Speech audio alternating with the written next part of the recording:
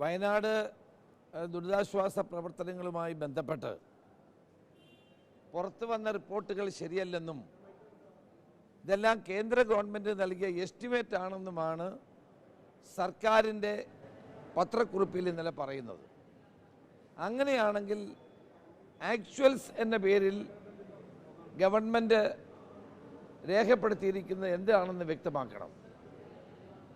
Actuals എന്ന് പറയുന്നത് അത് നൽകിയ തുകയാണോ അതോ എസ്റ്റിമേറ്റ് ആണോ?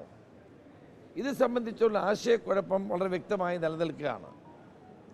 ഇവിടെ ദുരിതാശ്വാസ പ്രവർത്തനങ്ങളുമായി ബന്ധപ്പെട്ട് ചെലവഴിച്ച തുകയെപ്പറ്റിയാണ് ആശയക്കുഴപ്പം. വളരെ ഒരിക്കലും ന്യായീകരിക്കാൻ കഴിയാത്ത നിലയിലാണ് ഇവർ ഈ കണക്കുകൾ എഴുതി വച്ചിട്ടുള്ളത്. ആക്ച്വൽസ് എന്ന് പറഞ്ഞാൽ അതിൻ്റെ അർത്ഥം എന്താണ്? ചെലവഴിച്ചതാണ് എന്നത് വളരെ വ്യക്തമാണ്. ആ നിലയിൽ വലിയ തോതിലുള്ള പണം ചെലവഴിച്ചു എന്ന് വരുത്തി തീർക്കുകയും വസ്തുത പുറത്തു വന്നപ്പോൾ ഇത് എസ്റ്റിമേറ്റ് ആണെന്ന് പറയുകയും ചെയ്യുന്നത് ശരിയായ നിലയാണോ? കഴിഞ്ഞ 2019 ദുരിതാശ്വാസ നിധിയിലെ കബളിപ്പിക്കൽ എല്ലാവർക്കും അറിയാം. അതുകൂടി നിലനിൽക്കുന്ന സാഹചര്യത്തിലാണ് ജനങ്ങളിൽ ഇപ്പോൾ ആശയക്കുഴപ്പം ഉണ്ടായിരിക്കുന്നത്.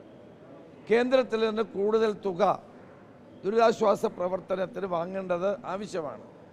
പക്ഷേ ഊതി വീർപ്പിച്ച കണക്കുകൾ നൽകുന്നത് ശരിയാണോ എന്ന് ഗവൺമെൻറ് പരിശോധിക്കണം. അപ്പോൾ ഇതിൻ്റെ വ്യക്തത വരുത്തണം. ഇത് ചെലവഴിച്ച തുകയാണോ? ഉദാഹരണമായിട്ട് ജനറേറ്റർ വാങ്ങാൻ 11 കോടി ജനറേറ്റർ വാങ്ങാൻ ആവശ്യമുണ്ടോ? അതുപോലെ ദുരിതാശ്വാസ ക്യാമ്പിലെ ആളുകൾക്ക് ഭക്ഷണം കൊടുക്കാൻ ഒരാൾക്ക് പ്രതിദിനം 1000 രൂപ, മൃതദേഹങ്ങൾ സംസ്കരിക്കാൻ 70,000 രൂപ. എല്ലാവർക്കും ഇതിൻ്റെ വസ്തുതകളെല്ലാം അറിയാം. കേന്ദ്രത്തിൽ നിന്ന് കൂടുതൽ പണം കിട്ടണമെങ്കിൽ അത് വസ്തുതാപരമായ കണക്കുകളായിരിക്കണം ബോധ്യപ്പെടുത്തേണ്ടത്. അപ്പോൾ ഇത്തരത്തിലുള്ള ആശയക്കുഴപ്പം ഒഴിവാക്കാനും വ്യക്തത വരുത്താനും മുഖ്യമന്ത്രി മുന്നോട്ട് വരണമെന്നാണ് എനിക്ക് ആവശ്യപ്പെടാനുള്ളത്. ഇത് ഈ ബാക്കിയുള്ള സന്നദ്ധ സംഘടനകളെ മുഴുവൻ ഒഴിവാക്കുകയും ഭക്ഷണ വിതരണം ഉൾപ്പെടെയുള്ള കാര്യങ്ങൾ ചില സംഘടനകളെ മാത്രം ഏൽപ്പിക്കുകയും ചെയ്തത് ഇത്തരം കാര്യങ്ങൾക്ക് വേണ്ടിയായിരുന്നു. അത്തരം സംശയങ്ങൾ പോലും ഇപ്പോൾ ഉയർന്നു വരികയാണ്.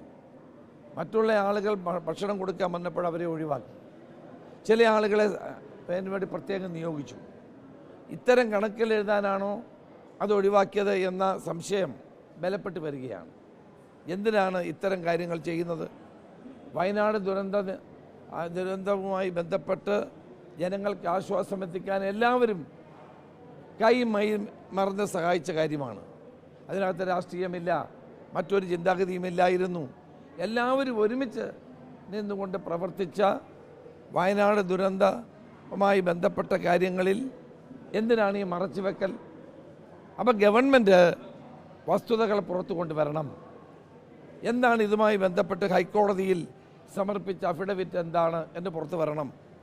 ആക്ച്വൽസ് എന്ന് പറയുന്നത് എന്താണെന്ന് പുറത്തു വരണം. കൂടുതൽ കേന്ദ്ര സഹായം കിട്ടാൻ നമുക്ക് യോജിച്ച സമ്മർദ്ദവുമായി മുന്നോട്ട് പോകണം. പ്രതിപക്ഷത്തെ കൂടി വിശ്വാസത്തിലെടുത്തുകൊണ്ട് മുന്നോട്ട് പോകാൻ ഗവൺമെൻറ് തയ്യാറാകണം. ഇതൊന്നും ചെയ്യാതെ ഇപ്പോൾ പുറത്തു വന്നിരിക്കുന്ന കണക്കുകൾ വലിയ തോതിലുള്ള ആശങ്ക ഉയർത്തുന്നതാണ്. കള്ളക്കണക്കാണോ കേന്ദ്ര ഫണ്ട് കിട്ടാനുള്ള ഉപായം? അല്ല, അങ്ങനെ കള്ളക്കണക്ക് കൊടുത്താൽ അവർക്ക് ബോധ്യപ്പെടില്ലേ? നമുക്ക് കൂടുതൽ പണം പുനരധിവാസത്തിനും ദുരന്ത നിവാരണത്തിനും അനിവാര്യമാണ് എന്ന് കാണിച്ചുകൊണ്ടുള്ള ഒരു മെമ്മോറാണ്ടം വേണം കൊടുക്കാൻ. അങ്ങനെ കൊടുത്തപ്പോഴെല്ലാം ആ സഹായം കിട്ടിയിട്ടുണ്ട്.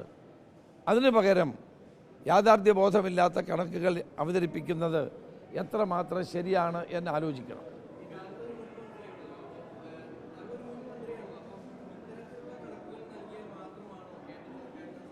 അങ്ങനെയില്ല. നമുക്ക് യഥാർത്ഥത്തിലുണ്ടായ നാശനഷ്ടങ്ങൾ എന്താണെന്ന് അവരുടെ ടീം ഇവിടെ വന്ന് പരിശോധിച്ചിട്ടുണ്ട്.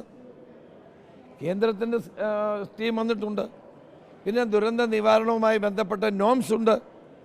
ആ നോംസും ഈ കേന്ദ്ര ഗവൺമെൻറ് സംഘം വന്ന പരിശോധനയും നടത്തി ഇവിടുന്ന് കിട്ടുന്ന മെമ്മോറാണ്ടവും പരിശോധിച്ചാണ് തുക നിശ്ചയിക്കുന്നത്. അപ്പോൾ ഇങ്ങനെ ഒരു കണക്ക് കൊടുത്തതിൻ്റെ അർത്ഥം എനിക്ക് മനസ്സിലാവുന്നില്ല. ഏറ്റവും പ്രധാനപ്പെട്ട ആ റിപ്പോർട്ടിൽ ആക്ച്വൽസ് ചിലവാക്കിയത്, ആക്ച്വൽസ് പറഞ്ഞ അർത്ഥം എന്താണ്? അതാണ് വ്യക്തമാകേണ്ടത്.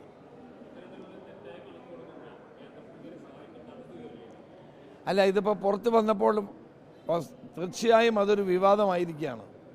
ഇത് മാധ്യമങ്ങളിലൂടെ വാർത്തകൾ പുറത്തു വരികയും വിവാദമാവുകയും ചെയ്ത സാഹചര്യത്തിൽ അത് കേരളത്തിന് ന്യായമായി കിട്ടേണ്ട തുക ബാധിക്കാൻ പാടില്ല എന്നുള്ളത് കൊണ്ടാണ് ഞാനിത് ഗവൺമെൻറ് വ്യക്തമാക്കണമെന്ന് പറയാൻ കാരണം പുനരധിവാസത്തിനും അവിടുത്തെ ജനങ്ങളുടെ സഹായത്തിനും വേണ്ടി കേന്ദ്രത്തിൻ്റെ പണം കിട്ടണം.